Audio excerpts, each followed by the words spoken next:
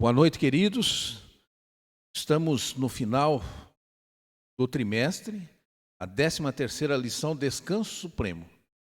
Mas o aprendizado dessa lição nos trouxe aí muitas informações. Algumas delas talvez ficaram duvidosas ali, alguém ficou sem conseguir interpretar. Até mesmo a gente aqui tem algumas dificuldades. Eu e a Adelir conversávamos a respeito. Mas não dá para ficar triste, porque a próxima lição da Escola Sabatina fala de Deuteronômio, né? Escola Sabatina, a verdade presente em Deuteronômio. Então, quem não tem assinatura, pode adquirir, ou falar com a gente e a gente vai providenciar. Então, não fiquem tristes aí por a lição estar acabando, mas nós temos aqui essa novidade, né, que é para os próximos 3 meses. Então, nós temos de Deus as informações que nós precisamos para o nosso dia a dia. E a 13ª lição fala do descanso supremo. E fala sobre a luta, a batalha, né? O grande conflito que se iniciou lá no céu, e isso a gente vai passando, na medida que a gente for repassando a lição, a gente vai vendo aqui, né, Adelir, que essa batalha é todos os dias, né, contra o bem e o mal. Ela começou é uma luta cósmica, né? Começou nos altos céus, lá num lugar de paz, num lugar de tranquilidade, e houve lá uma ruptura da tranquilidade e da paz que existia lá. Então, nós estamos envolvidos, querendo ou não, nós estamos inseridos nesse meio, né? Pelo que a gente aprendeu na lição durante a semana. Boa noite a você, feliz sábado. Convido a você que está aí do outro lado assistindo conosco. Nesse momento nós vamos ter aqui um momento de oração. Eu convido a você a orar conosco. Querido Deus, obrigado, Senhor, por estarmos aqui. Obrigado pelas pessoas que vão assistir essa recapitulação da lição sabatina. Seu Santo e Bom Espírito nos ensinar. Amém. Essas Senhor. bênçãos nós te Jesus. Amém. Nós vemos, Pérez, que essa luta, esse conflito, ele é um conflito real. E nós vemos que a lição ensinou para nós aqui, nós aprendemos que a lição aqui, que estamos em uma grande batalha. E essa batalha é o mal, o bem contra o mal. Nós vemos que o bem é representado por Jesus e por Deus, e nós vemos que o mal é representado por Lúcifer e os anjos que caíram. Nós vemos que esse conflito, começou lá no céu, e ele se estendeu aqui para a terra. Esse conflito, ele é também, ele é um conflito cósmico, ou seja, envolve o universo, pois ele começou lá no céu. Nós vemos aqui guerras, agitação política, desastres naturais, podem nos manter em um desamparo e terror. O grande conflito também ocorre em um nível muito mais pessoal. É uma luta na nossa mente. E essa luta é diariamente. Nós vemos que todos nós, individualmente, enfrentamos desafios de fé em nossa vida cotidiana. Se não vivermos até a segunda vinda de Jesus, nós também enfrentaremos a morte.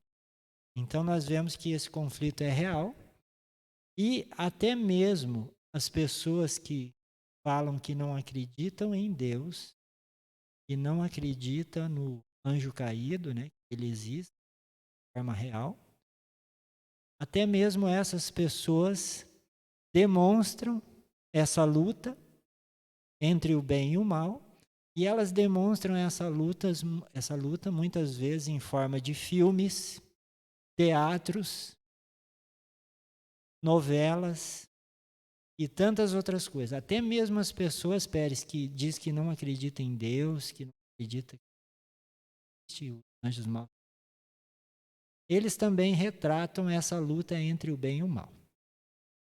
O verso para memorizar, né, o verso áureo que a gente dizia quando iniciamos essa caminhada cristã com nossos irmãos adventistas do sétimo dia, traz 1 Coríntios 2, verso 9. Mas como está escrito, nem olhos viram, nem ouvidos ouviram, nem jamais penetrou no coração humano que Deus tem preparado para aqueles que o amam. Então, somente aqueles que realmente amam a Deus podem compreender o real sentido da cruz, a mais poderosa expressão do amor divino pelos seres humanos. O amor é obra do Espírito Santo em nossos corações. Quer dizer, por que você procura Deus? Por que você procura uma igreja? Né? Por que nós procuramos a igreja adventista? Porque nós amamos a Deus, nós temos um vazio existencial que só pode ser preenchido por Deus. E a gente vai vendo aqui, no decorrer da lição, o descanso supremo. Poderia ser o descanso eterno, né? Mas descanso supremo, porque é o último, é o superior a tudo. Nós vemos aqui uma visão do fim. Nós vemos aqui que o apóstolo João, ele foi exilado numa ilha chamada Patmos. E lá nessa ilha, João ficou totalmente isolado. A lição diz assim: o que deve ter passado na mente de João enquanto ele se encontrava preso naquela ilha deserta? Como ele tinha ido para ali daquele jeito? Afinal, ele havia visto Jesus partir e os dois anjos ali dizendo: homens da Galileia, por que vocês estão olhando para as alturas? Esse Jesus que foi levado do meio de vocês para o céu, virá do mesmo modo como viram subir. Imagina que João, ali a lição fala que ele estava mais ou menos, né, Pérez, com uns 90 anos de idade. E quando ele começou a sua carreira cristã, ele era jovem. Então, todos os discípulos já tinham passado pelo martírio, né? Muitos foram mortos à espada, outros foram crucificados de cabeça para baixo, e só havia somente João. E Deus, na sua infinita misericórdia, permitiu que João fosse levado até a ilha de Patmos, porque Deus ainda tinha uma missão para ele. Qual que era essa missão e que visão que João teve lá, Pérez? Deus confortou o idoso apóstolo, né? Jesus deu ao idoso apóstolo João, exilado na ilha de Patmos, uma visão de si mesmo. Essa visão de Cristo, que Cristo deu a João, encorajou e deu esperança a ele. Em revelações proféticas, João viu a história da igreja cristã e os eventos culminantes do final da história da terra. O livro do Apocalipse termina com um novo céu e uma nova terra, inaugurando o descanso definitivo. Ele viu Jesus vindo nas nuvens dos céus, né? Ele recebeu esse descanso, mas antes desse descanso final, haverá sinais específicos apontando para o retorno de Jesus. Em Mateus 24, Jesus descreve os eventos do tempo do fim que ocorrerão com frequência crescente antes da segunda vinda gloriosa. Então nós temos visto aí as guerras, vulcões aí trazendo dificuldades para muita gente. Então, estamos vendo aí o cumprimento do que Mateus 24 traz, né? Ao longo dos tempos, os patriarcas e profetas aguardaram o retorno do Senhor sem experimentar o descanso supremo que Cristo prometeu. Eles morreram na expectativa de um evento que viria, e morreram, mas morreram com esperança. Em Apocalipse 14, 6-12, 3 anjos proclamam a mensagem celestial dos últimos dias para preparar o mundo para a volta de Cristo. Enquanto a batalha entre o bem e o mal é travada em escala global, Cristo nos convida a vigiar e estar prontos para a sua breve vinda e entrar no seu descanso eterno. Eu fico imaginando, queridos, João, quando viu Jesus subir para o céu e os anjos falarem aquelas palavras que nós acabamos de ler ali, e os anjos falando: olha, esse Jesus que vocês estão vendo subir ao céu, do mesmo modo que ele subiu, ele vai voltar. E já tinha se passado muito tempo, e João estava preso lá na ilha de Patmos. De repente, como é que estava a fé de João? Abalada, né? Ele estava triste ali. De repente vem o conforto através dessa visão. E Jesus, quando aparece para ele, o que me mais chama a atenção dessa visão foi essa parte que você comentou aí, Pérez, que diz assim, ó. Na visão, ele viu muitas coisas, mas a que mais me chamou a atenção aqui nessa lição é isso. E vi novo céu e nova terra. Pois o primeiro céu e a primeira terra passaram, e o mar já não existe. Muitos comentaristas, Pérez, comentam que quando João colocou ali o mar já não existe, ele estava se referindo à forma que ele estava preso ali. Ele estava preso pelo mar, o mar que estava prendendo ali, ele não tinha para onde ir porque o mar estava ali, ele não tinha separando ele dos amigos. O que ele achava que existia ainda, né? Mas ele já sabia que ele era o último. Sabia ou não sabia dele? Sim, ele sabia que ele era o último, mas quando ele coloca assim, o mar já não existe, aí ele coloca que vi também a cidade santa, a nova Jerusalém que descia do céu, da parte de Deus, preparada como uma noiva enfeitada para o seu noivo. Isso daqui confortou o coração dele de tal maneira, queridos, e ele ficou confortado e escreveu o livro de Apocalipse. E ali no livro de Apocalipse ele precisava enviar algumas cartas ali para algumas igrejas, Pérez. Você lembra qual que eram as igrejas que ele tinha que enviar as cartas? Jesus deu a revelação para ele ali? Todas eu não lembro, mas me veio já. Primeiro Tiatira, Pérgamo. Sim, vai, tem Filadélfia, Laodiceia. A Laodiceia que nós estamos, que a maior parte dos cristãos costuma achar que nós estamos aí mornos porque é cumprimento de profecia, e não deve ser assim, né, Adelir? Porque na segunda-feira a contagem regressiva, ela vem falando ali de Daniel, né? Os adventistas conhecem bem a descrição de um tempo de angústia como nunca houve, desde que existiram nações. Daniel 12, verso 1. Jesus quer que estejamos preparados para esse evento que acontecerá na segunda vinda. Então, desde que Jesus foi assunto ao céu, foi recebido no céu, eles aguardavam, né? Então tiveram situações que aconteceram ali em seguida. Aconteceram naquela época em que João ainda vivia, aconteceu na sequência e hoje nós estamos aqui, que seria o futuro que ele viu ali, né? Ele viu Jesus voltando e que ele sentiu um certo conforto até. Mas tudo começou ali no Monte das Oliveiras, quando os discípulos, quando estavam todos juntos ainda, perguntavam, né? Diga-nos quando essas coisas vão acontecer e que sinal haverá da sua vinda e do fim dos tempos. O verso 3 do capítulo 24 de Mateus.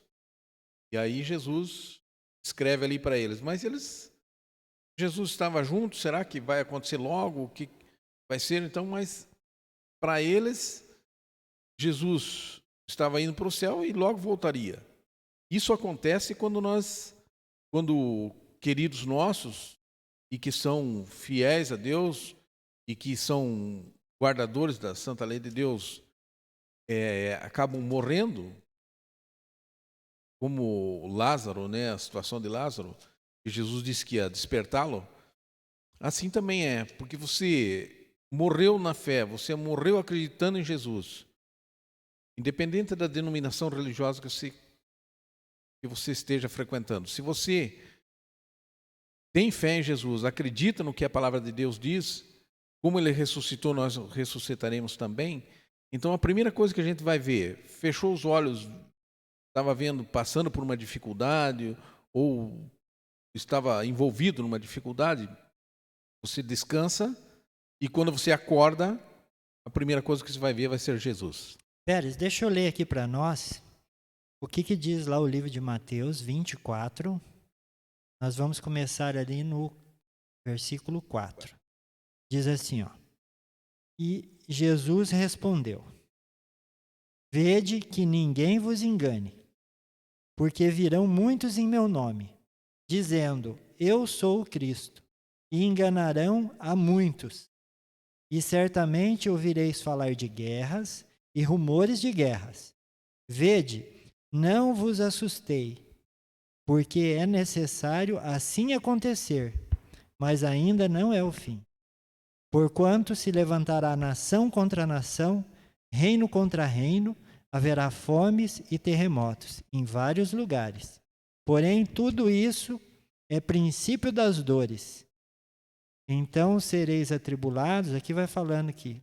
Mas vamos lá para o verso 23. O 23 diz assim, ó. Então, se alguém vos disser, eis aqui o Cristo, ou ei-lo ali, não acrediteis, porque surgirão falsos cristos e falsos profetas, operando grandes sinais e prodígios, para enganar, se possível, os próprios eleitos. Então, Cristo alerta aqui os discípulos que antes da sua vinda surgiriam falsos mestres, operando sinais, prodígios e fazendo isso em nome do próprio Jesus. E essas pessoas irão enganar a muitos. Por quê? Porque hoje, Pérez, nós vemos que nós estamos com a saúde bem abalada. E nós vemos que muitas pessoas, elas desejam uma cura física. E elas vão atrás dessas pessoas que prometem curar. Só que, queridos, é importante a nossa cura física? Sim, com certeza. Mas nós estamos também doentes espiritualmente. E Jesus quer curar a nossa doença espiritual, acima da nossa doença física. Porque o que adianta nós sermos curados de maneira física e perdermos a salvação? A Bíblia diz assim, o que adianta o homem ganhar o mundo inteiro e perder a vida eterna? Então, não adianta, queridos. Nós vemos que, como que será a vinda de Cristo, Pérez? De que forma que ele vai vir? O verso 14 traz que ele só virá, né? Quando, diz o verso 14 de Mateus 24, e será pregado esse evangelho do reino por todo o mundo, para testemunha de todas as nações, então virá o fim. E nós, como adventistas do sétimo dia, ao ler isso e ao meditarmos a respeito, a gente percebe que Jesus vai voltar. Tem uma descrição muito interessante em Isaías, né? Da volta de Jesus ali, ele fica perturbado ali, ele passa por situações complicadas, ele pega uma depressão ali, mas a verdade é que Jesus vai voltar com milhares de anjos, né? Quando a gente percebe, quando Jesus foi para o céu, ele sumiu nas nuvens. Então, os anjos estavam aguardando ele. Quando ele chegou, que ele se juntou com os anjos, pareceu que ele tinha sumido nas nuvens. Mas ele estava junto com os anjos, né? E agora ele vai vir com os anjos também. Ele não vai encostar os pés na terra, pela descrição que a gente vê. Mas o evangelho tem que ser pregado para que Jesus possa voltar. Todo mundo tem que estar ciente da volta de Jesus. O evangelho do passado era que Jesus viria e morreria. E agora o evangelho, as boas novas, né, é que Jesus vai voltar. Então, o grande chamado, a grande comissão para proclamar o evangelho ao mundo é mencionada várias vezes no Novo Testamento. A proclamação mundial é um sinal claro de que a vinda do Senhor está prestes a ocorrer. Toda a humanidade terá a oportunidade de atender ao convite de Cristo. Somente então o conflito cósmico chegará ao fim. Então, somente depois que nós conseguirmos não converter as pessoas, nós vamos falar para eles e o Espírito Santo vai fazer a obra que ele está aí para fazer, convencer-nos, não somente os cristãos, mas todas as pessoas, do pecado, da justiça e do juízo. Então nós temos que falar que Jesus vai voltar, nós temos que pregar de muitas formas. E nós estamos tentando aqui pelas lições da escola sabatina. E você tem a sua maneira e o teu chamado. Então, coloque em prática isso. Pérez, aqui em Mateus 24:30 diz assim, ó: então aparecerá no céu o sinal do Filho do Homem. Todos os povos da terra se lamentarão e verão o Filho do Homem vindo sobre as nuvens do céu, com poder e muita glória. Ele enviará os seus anjos com grande clamor de trombeta, os quais reunirão os seus escolhidos dos 4 ventos, de uma a outra extremidade dos céus. Ou seja, queridos, a vinda de Jesus vai ser uma vinda universal, vai ser como um relâmpago que sai do Oriente até o Ocidente. Todos verão Cristo voltar. Então, queridos, a volta de Jesus vai ser um evento visível e literal. Vamos continuar, Pérez? Vamos lá para... Ordens para marchar. O grande quadro profético da história não nos permite ficar sentados e não fazer nada enquanto os eventos se desenrolam. Fatos que não controlamos. Nossa atitude pode ser: bom, as coisas estão para acontecer. Está escrito na Bíblia, nós sabemos o que vai acontecer. Então, será que a gente pode cruzar os braços dele e ficar tranquilo? Vai acontecer mesmo, que nem Jonas, nas lições passadas, a gente percebeu, ele esperava que fosse destruído lá a cidade de Nínive. Mas ele tinha ali as reservas dele, tinha ali as dificuldades deles, ele conhecia aquele povo, mas nós conhecemos também, e nós não estamos enfrentando assim, ainda não estamos enfrentando toda esse grande conflito, né? E nem todos vão passar pela mesma provação, se é que podemos dizer assim. Mas nós não podemos ficar de braços cruzados, nós temos que conversar com as pessoas, nós temos que passar, que tem gente que não acredita, tem alguns que, os povos lá onde que Jesus viveu, nasceu, não acreditam que Jesus nasceu e morreu, eles não acreditam que o Alá, o Deus deles, tenha mandado o filho para morrer no lugar deles, para morrer, né? E eles estão lá aguardando esse Messias vir ainda. Mas nós temos a certeza, nós sentimos algumas coisas, nós passamos por algumas dificuldades e somos abençoados através de verdadeiros milagres, né? Porque só acordar pela manhã já é um grande milagre. Mas então nós não podemos ficar de braços cruzados. Então é assim que os cristãos devem se relacionar com o mundo, especialmente com os eventos finais. Apocalipse 14 revela que o nosso propósito neste momento da história é falar aos outros sobre o juízo de Deus, não somente sobre a volta de Jesus, mas que Deus tem algumas coisas para colocar em ordem, né? E ele vai precisar julgar alguns, né?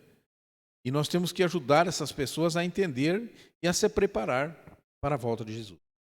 Pérez, aqui fala das 3 mensagens angélicas. Essas mensagens, elas são urgentes, porque elas precedem o juízo de Deus.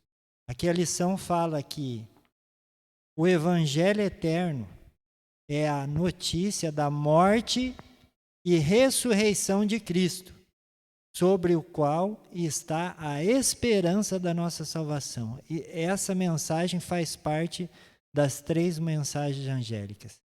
Aqui fala da chegada e hora em que vai julgar. Ou seja, vai chegar um momento em que Deus vai julgar. E depois desse juízo, vai saber quem está salvo e quem está perdido. Nós vemos um marco que aponta para o fim dos tempos.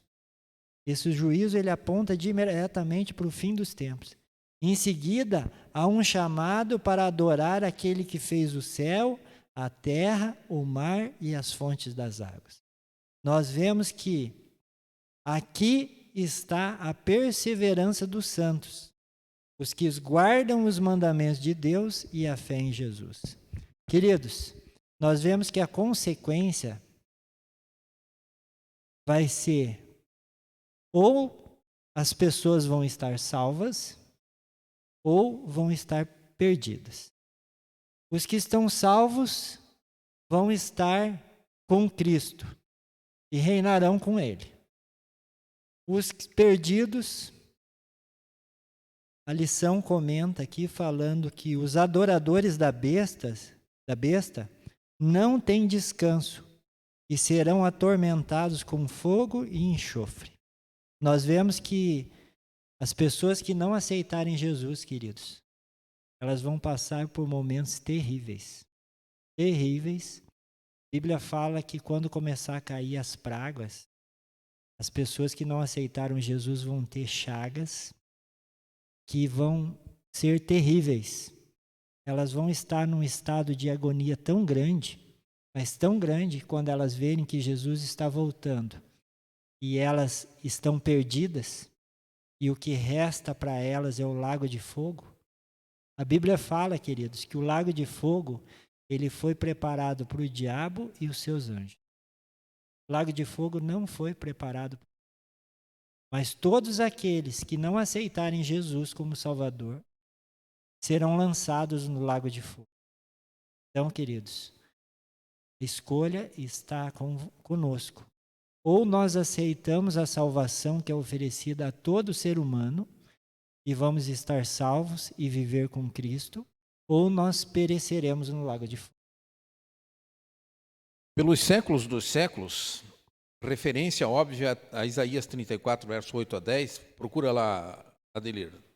Isaías 34, verso 8 a 10. No contexto hebraico, pelos séculos dos séculos, nem sempre significa eternidade absoluta. Trata-se do tempo necessário para o cumprimento do propósito de Deus, para o cumprimento do propósito divino. E algumas vezes as pessoas usam o que está escrito lá como eterno, né? Pelo século dos séculos, eterno, e acham que é o fogo que vai queimar eternamente. Mas, na verdade, é Deus, o Deus eterno que colocou fogo. Porque Sodoma e Gomorra está queimando até hoje, né? Edom também não está queimando até hoje. O que diz lá Isaías 34? Versos 8, 9 e 10. Porque será o dia da vingança do Senhor, ano de retribuição pela causa de Sião. Os ribeiros de Edom se transformarão em piche, e o seu pó em enxofre. A sua terra se tornará em piche ardente. É o 10? O 10 também. Nem de noite, nem de dia se apagará. Subirá para sempre a sua fumaça. De geração em geração será assolada. E para todo sempre ninguém passará por ela. Então, Edom ilustra o que acontece com todos os que merecem o juízo de Deus, aqueles que se colocarem contra Deus, né? Nesse contexto, Isaías descreve o destino miserável dos ímpios, tanto no presente como no fim dos tempos. Nem de noite nem de dia se apagará. Afirma-se que a devastação de Edom duraria para sempre, queimando de dia e de noite, um conceito comumente associado a queimar eternamente, mas no lago de fogo, não que Edom estaria queimando até hoje, assim como Sodoma e Gomorra, como já foi dito, mas no lago de fogo, para todo sempre. Literalmente significa natureza, significa por um período indeterminado, definido essencialmente pela natureza da pessoa. Coisa ou circunstância a que se aplica, quer dizer, combustível que está se queimando, né? Para Jonas, dentro da barriga do peixe, para sempre, em Jonas 2,6, corresponde a 3 dias e 3 noites, conforme o verso 17 de Jonas 1. No que se refere aos seres humanos, a expressão frequentemente significa enquanto a pessoa viver. E daí tem referências bíblicas aqui, Êxodo 21, verso 6, 1 Samuel, versos 1, 22 e o verso 28. Essa passagem dá exemplo mais claro de que a expressão se refere a queimar para sempre, não deve ser interpretada literalmente. Em outras palavras, os versículos demonstram a linguagem metafórica referente ao queimar no inferno. Significa simplesmente destruição total. Seria impossível haver uma queima perpétua do lugar em que habita o pelicano, o ouriço, o bufo e o corvo, conforme Isaías 34, verso 11. O texto mostra uma profusão de imagens para dizer que não haveria vida humana ali. Então, esse queimar para sempre, o fogo, a fumaça que sobe eternamente, é porque o Deus eterno que colocou. Então, não precisamos assim se delongar muito, mas se você tem alguma coisa para acrescentar para os nossos queridos que estão nos ouvindo e aqueles que não conseguiram entender a lição, a gente percebe que o Deus eterno mandou o fogo. Então, o fogo é eterno porque foi o eterno que mandou, e não que ele vai continuar queimando. Senão, Sodoma e Gomorra estaria queimando hoje, cidade de Edom, como Isaías colocou aqui. Vai queimar, queridos, até que a vida termine. Porque Deus vai colocar um ponto final no pecado. O diabo e os seus anjos deixarão de existir. Os pecadores também deixarão de existir. E quando a matéria terminar de queimar, acabou. E não vai ter mais nada. Então, queridos, a Bíblia diz assim que os justos pisarão a cinza dos ímpios. Então, Deus vai colocar um ponto final no pecado. Mas vamos continuar. Descanse em paz. Há muitos séculos os cristãos aguardam a volta de Cristo. Ela é a culminação das nossas esperanças.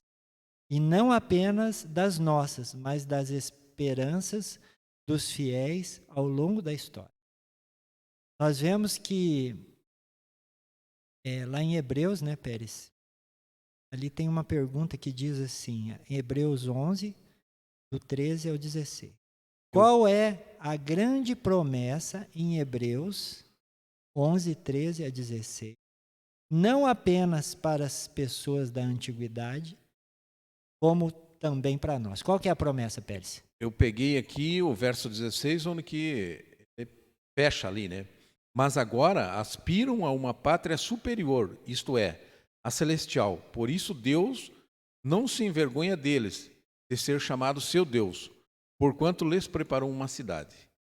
Então, em todos os tempos, passado, presente e futuro, existem pessoas que se qualificaram, que estão se qualificando para receber essas promessas, de morar numa cidade que Deus construiu, que o próprio Deus nos preparou. Então, nós estamos aqui, nós sabemos que o nosso tempo aqui é curto, porque no passado Adão e Eva e os filhos deles viveram muito tempo, e era para nós continuarmos vivendo assim, uma vida tranquila, em paz e ter longevidade e tal. Mas, devido à queda do homem, né, nós estamos aí com essa dificuldade. Então, para nós, em vista desses que viveram todo esse tempo, e a eternidade, vamos dizer assim, passada de Jesus, e a eternidade futura, né, porque Deus sempre existiu, né, e Ele assumiu ali, antes da criação do mundo, o nosso lugar, se nós morrêssemos, mas se nós pecássemos. E Ele pagou isso.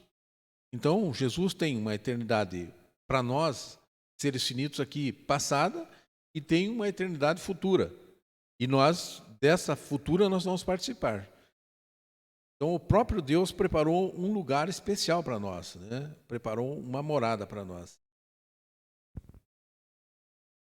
Aqui, queridos, fala assim, ó, esses versos não teriam sentido se a versão popular da morte fosse verdadeira.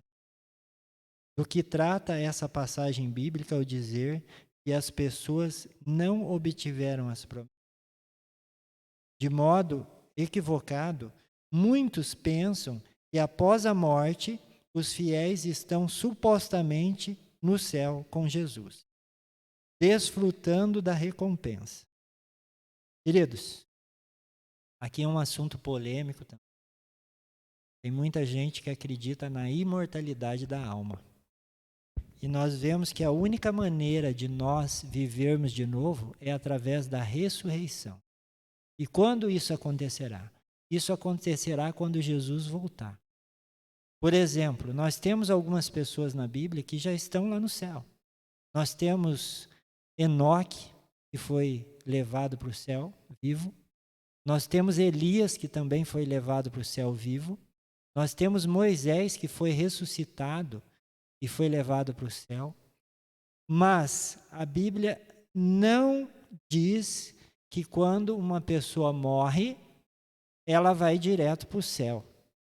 Tem outros que acreditam que ela vai para o inferno, mas a Bíblia diz, leia lá para nós, Pérez, João 11:11. A Bíblia diz que a morte, queridos, é um sono. E quando nós morremos, nós dormimos o sono da morte. E as pessoas vão ser despertadas nesse sono. E quem que vai despertar? Vai ser o próprio Jesus que vai despertar as pessoas. Daí sim, as pessoas vão ser transformadas num corpo incorruptível e vão estar para sempre com Jesus. Leia aí para nós, Pérez. Isto dizia e depois eles acrescentou: nosso amigo Lázaro adormeceu, mas vou para despertá-lo. E a lição diz assim, ó: se alguém guarda a minha palavra, Jesus dizendo, nunca verá a morte. Para o cristão, a morte é apenas um sono, um período de silêncio e escuridão. A vida está escondida com Cristo, em Deus. E quando Cristo, que é a nossa vida, se manifestar, então vós também sereis manifestados com Ele em glória. Amém, queridos? Pérez, alegre-se sempre no Senhor.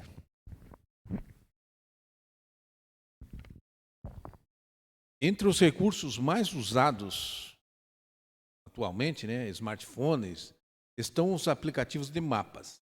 Os métodos utilizados antes dos mapas, com base no sistema do GPS, ficaram para trás, ficaram obsoletos. Atualmente não ficamos mais nervosos ao nos dirigir a um lugar desconhecido, pois os aplicativos e mapas no celular podemos nos aventurar com segurança e encontrar o caminho em qualquer cidade para onde formos. Pode ser no estrangeiro, pode ser num país que você não conheça, mas o GPS hoje é a maneira de você chegar. Essa confiança ilustra o descanso que Deus deseja nos dar com o seu cronograma profético. Então nós temos que continuar caminhando, nós temos que olhar para Jesus, Nós temos um norte para seguir. Então nós não vamos se perder se nós tivermos com isso em mente. Contudo, podemos colocar o endereço errado no aplicativo ou decidir não seguir as instruções, porque achamos que conhecemos um atalho. Nesses casos, podemos ir a lugares em que não gostaríamos de estar e definitivamente não estaremos com o espírito tranquilo. Então, se a gente conhece o caminho, nós que nos propusemos a aprender mais sobre como chegar a Jesus, sobre o que Jesus falou tantas vezes, que não existem somente dois caminhos. Existem somente as atitudes ruins e as atitudes boas, Então só tem assim dois caminhos. Então não existe. E sabe-se que o caminho para Deus é custoso, é apertado, a Bíblia diz. Mas Jesus nos mostrou qual que é o caminho. Pérez, lá no livro de Filipenses 4 diz assim: alegrai-vos sempre no Senhor. Outra vez digo, alegrai-vos. Seja a vossa moderação conhecida de todos os homens. Perto está o Senhor. Não andeis ansiosos de coisa alguma. Em tudo, porém, sejam conhecidas diante de Deus as vossas petições pela oração e pela súplica, com ações de graça. Então, queridos, o apóstolo nos convida a descansarmos em quem? Em Deus, queridos. Nós temos que descansar em Deus. Quando nós descansamos em Deus, nós estamos dizendo assim: Senhor, eu aceito o sacrifício de Jesus por mim, eu aceito o plano da salvação que o Senhor criou para o ser humano, e eu quero descansar nesse plano. Pérez, faz uma oração aí para nós encerrarmos, pode ser? Vamos lá então, queridos, curvem suas frontes e falemos com Deus. Obrigado, Pai, por nos conceder o privilégio de estarmos novamente juntos. Eu e a Adelir aqui, o Cliver nos dando o suporte necessário, e os demais nossos familiares, Senhor, na tranquilidade e na paz que eles aprenderam a ter, se é que não tinham, durante essa semana, onde que o Senhor nos ensinou a cuidar das suas coisas aqui na terra, para que o Senhor cuide das nossas. Então deixamos nas suas mãos, e o Senhor faz o melhor por nós, muito melhor do que a gente espera. Cuida de nós, nos orienta, queira ser com as pessoas que vão ouvir essa mensagem através da lição da Escola Sabatina, e eles possam ser abençoados por Ti e que não lhes falte entendimento nessas horas difíceis que estamos para começar a passar nesse mundo. Nos ajuda, nos orienta e guia, te pedimos por Jesus. Amém. Amém.